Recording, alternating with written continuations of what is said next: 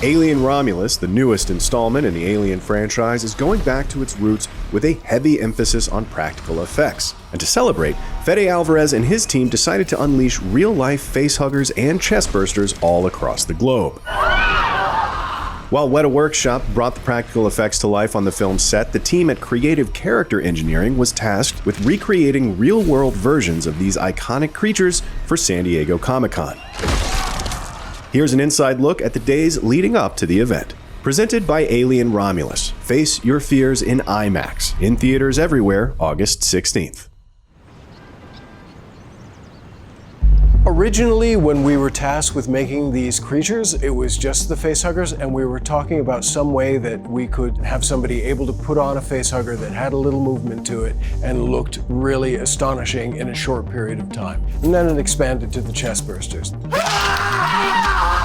With the film set, you can hide a lot of things with the camera work, or something can be off screen or in shadow, or you can take things out with VFX or all kinds of things. But when something's in front of you, you got to approach it a whole different way. This has all got to live there. If you take a look at these are some of the scans. We got a bunch of different varieties of facehuggers, some that were folded or fallen or had certain things happening to them. But this was one of the most useful ones. This was the hero facehugger. It had nice detail in it. So once we took that and we started breaking it apart, you have to make many, many, many objects, not only to create the internal mechanisms of it, but to subtract one part from another and make things so they're actually able to move. So I tend to try and make the top fingers free, because then everything else sort of lines up. There are some things that were made for the Alien facehugger and the chestburster that could be 3D printed, and we could actually make the end-use product right on the 3D printer. But some things need an intermediary step where you have to mold it, and then you have to make silicone part out of it. We ran all of our tails in that so it would be nice and floppy. So we actually made this sacs on the side of the face inflate by the actor's own breathing. And typically you wouldn't do that. I mean, a lot of the time you would have an off-camera tube or something like that. But for everything that we're doing, we have to have everything that's been able to control by the actor. On the inside, we've designed it so any actor can just come along and put in their own scuba mouthpiece. Not only does it inflate the sacs, but it gives you a really nice point to hold the face onto. So if you put it on your knee, maybe. Oh, okay. Then you can get both hands inside and then let go, and you're on. This is the nuts and bolts of the chestburster. It's a tricky thing, you know, and I was trying to figure out, you know, it's like a magic trick. It goes around you and there's a pin here that goes in. You have this around one arm, and as long as you keep your arm down here, it's not gonna fire, but as soon as you go up, it fires. I'm gonna hold this closed right now, so if you wanna move your arm up to know how much room you have, you can go about that far before it starts to deploy. So you wanna go up.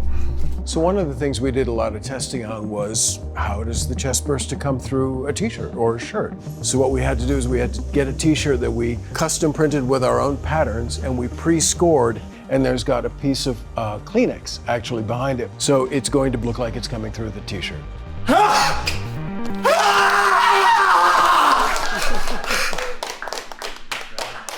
So there it is. After all that, our chestbursters and facehuggers are ready, and the only thing left to do is pack up and head for Comic-Con.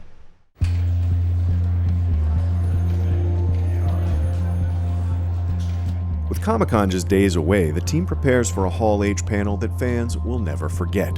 But Fede and the Alien Romulus crew have one more surprise up their sleeves. Weta Workshop is on the scene with the actual remote-controlled facehuggers used on the film set. And now, with all systems go, it seems the old adage is about to come true. In Comic-Con's Hall H, no one can hear you scream.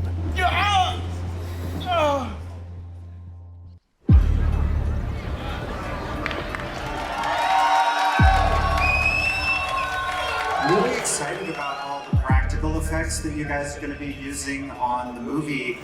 Do you ever have nightmares about getting attacked by facehuggers? I actually, it's a really good question, and I actually do. And I keep having them, and it's, you're laughing. It's not funny, because it's, wake up in the middle of the night sweat.